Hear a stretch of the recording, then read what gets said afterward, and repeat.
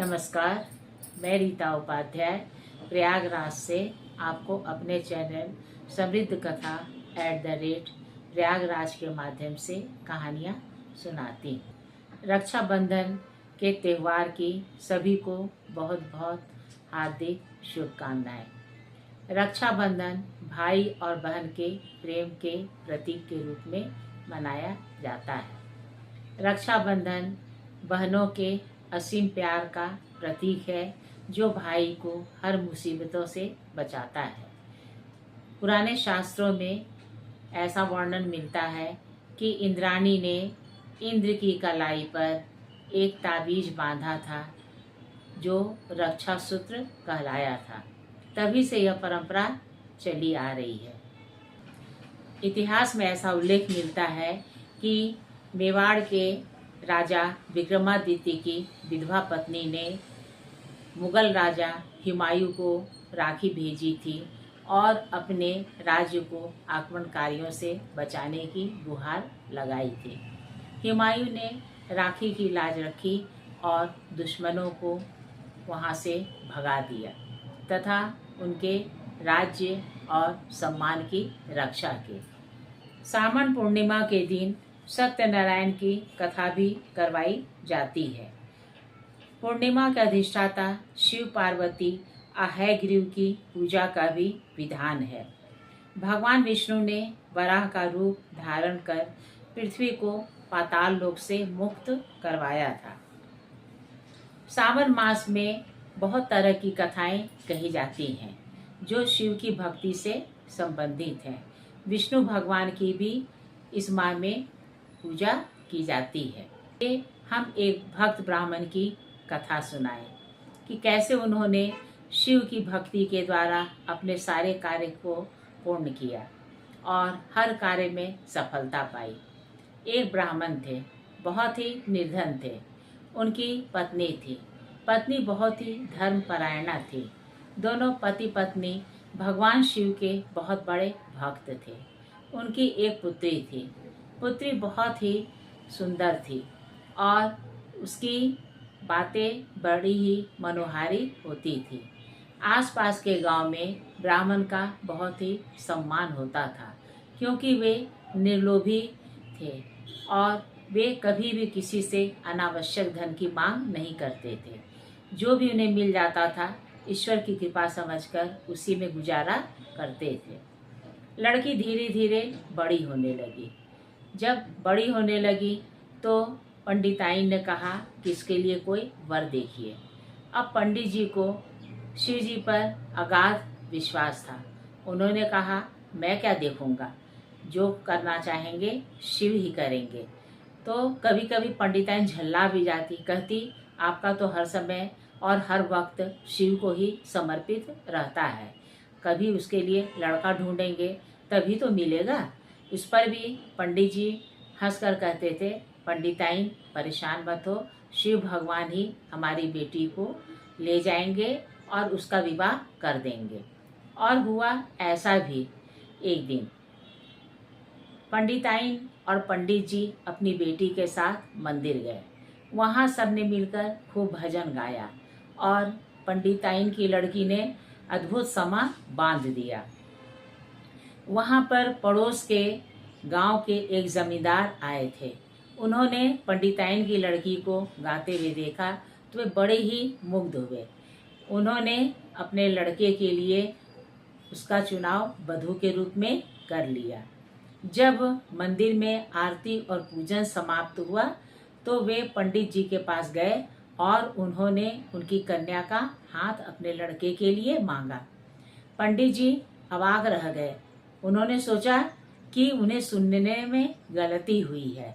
इस पर पंडिताइन जी ने झट से जमींदार साहब के पैर पकड़ लिए और कहा कि जमींदार साहब आप ही की जमींदारी में हम लोग रहते हैं। हम लोग बहुत ही निर्धन हैं। आपका और हमारा क्या बराबरी, आपको बस हम कन्या ही दे सकते हैं और हमारे पास कुछ नहीं है। यदि शिव जी चाहेंगे तो आप कभी भी मेरी बेटी तथा हमें निराश नहीं करेंगे।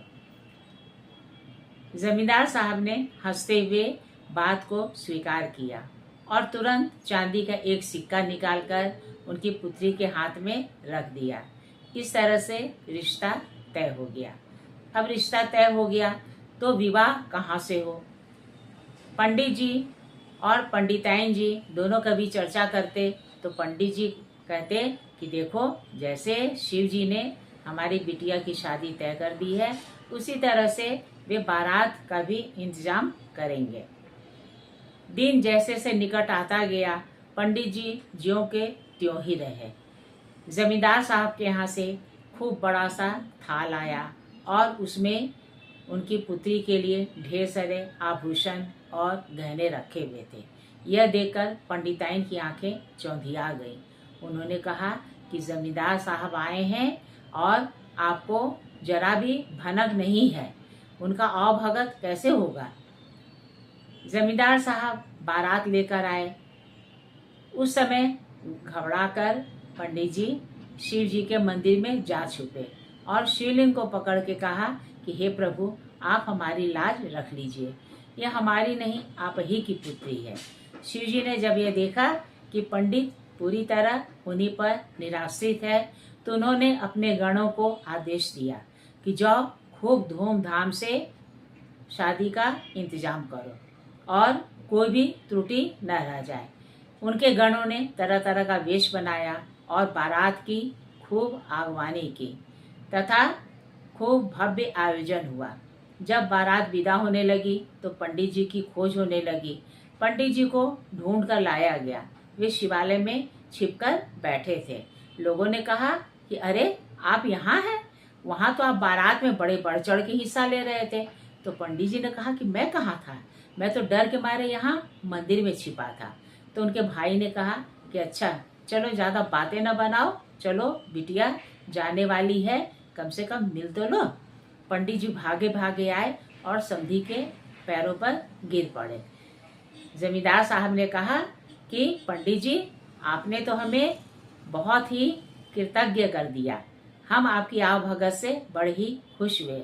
हम बिटिया को ले जा रहे हैं और निश्चिंत रहिए, वो सदा सुखी रहेगी। पंडित जी और पंडिताइन जी दोनों डबडबाई आंखों से देखते रहे। बिटिया चली गई। साल भर बाद पंडित जी के यहाँ समाचार आया कि बिटिया को बच्चा हुआ है। अब उनके सामने समस्या आ खड़ी हुई कि किस तरह से बिटिया के यहाँ सौगात ले जाया जाए। वे बहुत परेशान हुए। फिर वे भागकर शिव जी के मंदिर में गए और शिव जी से उन्होंने गुहार लगाई कि शिव जी, आप हमारी रक्षा करिए, आप ही हमारे पालक हैं, बिटिया की सौगात का इंतजाम कर दीजिए। उन्होंने आंखें बंद कर ली और भींचकर शिवलिंग को अपने गले से लगा लिया। जब उनका मन व्यथित हो गया तो वे जोर जोर से रोने लगे। थोड़ी देर बाद उनका रुदन समाप्त हुआ तो उन्होंने देखा कि मंदिर एक अलौकिक प्रकाश से भर गया है। उन्होंने घबराकर आंखें खोली तो देखा कि तरह तरह के स्वर्ण के थाल रखे हुए हैं और उसमें ढेर सारे सौगात भरे हुए हैं। सोना, चांदी, हीरे, जवाहरात, कपड़े, बहुत तरह की सामग्रियां थीं। पंडित जी आश्चर्य से भर उठे। वे दौड़कर गए और पंडिताइन को बुला लाए। पंडिताइन भी बहुत देर तक उन सौगातों को देखकर हक्की बक्की रह गई। फिर उन लोगों ने धीरे धीरे जल्दी जल्दी सामान को समेटा और घर ले आए। फिर उन्होंने दूसरे दिन एक बैलगाड़ी बुलवाई और बैलगाड़ी पर सारा सामान लदवाया। वे लोग बेटी के ससुराल पर जा पहुंचे। वहां पर जब उन्होंने सामान उतारना शुरू कर दिया तो जमींदार साहब की भी आंखें फटी की फटी रह गईं। उन्होंने कहा, क्या समधी साहब, आपने तो हमें बेवकूफ बना दिया। आप कहते थे आप बहुत ही निर्धन हैं, लेकिन आप तो इतनी ढेर सारी सौगात लेकर आए हैं। बताइए ये कैसे संभव हुआ? आपके पास था तभी तो। पंडित जी ने हाथ जोड़कर कहा, मैंने नहीं, सब शिव जी की कृपा का फल है। उन्होंने ही सारा इंतजाम किया है। जमींदार साहब हंसते रह गए। उन्होंने सोचा पंडित जी की विनम्रता है, इसीलिए वे ऐसा कह रहे हैं। खैर, सौगात सारा अंदर रखा जाने लगा। अब जमींदार साहब की थी, वह बहुत ही लालची थी।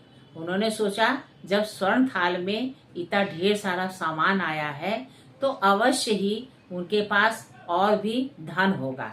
तो उन्होंने उलाहना देते हुए कहा कि पंडित जी, आप सब सामान तो लाए हैं, किंतु मैं आपके सौगात को तभी स्वीकार करूंगी जब आप बच्चे के लिए सोने का पालना और सोने का मनसद लाएंगे, तभी आपका सौगात मैं अंदर रखूंगी, अन्यथा नहीं। अब पंडित जी डर के मारे कांपने लगे। उन्होंने हाथ जोड़कर बार बार कहा कि मुझे इतना खर्चे में मत डालिए, मैं इंतजाम नहीं कर सकता हूँ। इस पर जमींदार साहब की पत्नी ने कहा, अरे पंडित जी, आप हमें क्यों मूर्ख बना रहे हैं? जब आप इतना दे सकते हैं तो सोने का पालना देना भी आपके लिए कोई बहुत मुश्किल काम नहीं है। पंडित जी बेचारे डबडबाई आंखों से बाहर चले गए और वे गांव के बाहर बने शिव मंदिर में जा बैठे और शिव जी से रो रो कर कहने लगे, प्रभु मेरी लाज रख लीजिए, मैं कहाँ से सोने के पालने का इंतजाम करूँगा। और वे जोर जोर से रोने लगे। उसी समय शिव भगवान प्रकट हुए और उन्होंने कहा, तुम परेशान मत हो, जाओ, इसका इंतजाम हो जाएगा, जाओ तुम अपने समधियाने जाओ। पंडित जी का मन तो नहीं था, किंतु उन्होंने भगवान की कृपा को समझा और वे सहमते सहमते जमींदार साहब के दरवाजे पर गए। जमींदार साहब उन्हें देखकर ही ठठाकर हंस पड़े और बोले, आओ समधी जी, गले मिलो, आप तो बड़े चतुर और सयाने निकले। इतना सुंदर पालना आपने भिजवाया है कि मेरा खूबसूरत सा पोता उस पर बैठकर खेलेगा तो हमें बहुत ही आनंद आएगा। पंडित जी अवाक रह गए। उन्होंने देखा कि सोने का पालना जमींदार साहब के आंगन में रखा हुआ है। उन्होंने मन ही मन शिव भगवान को धन्यवाद दिया और हाथ जोड़कर पूरे समारोह में शामिल रहे और पंडिताइन के साथ फिर वे चले आए। कहिए मेरे श्रद्धालु श्रोताओं, आपको मेरे द्वारा कही गई यह कहानी कैसी लगी? अगर अच्छी लगी है तो कृपया इसे लाइक करिएगा। नमस्कार।